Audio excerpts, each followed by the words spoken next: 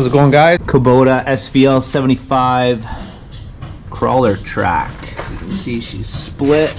And undid this cover plate, stretch this track out so we can bring the idler assembly arm.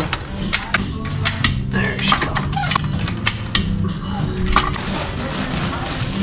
Arm's gonna come back about as far as moving in on me now. See it rocking in there. Got a bunch of grease that came out. Made a little bit easier cleanup.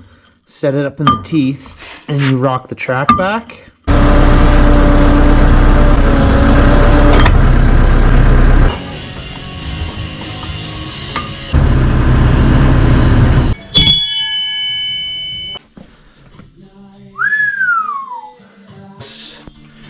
And we're just going to pry her up on the front.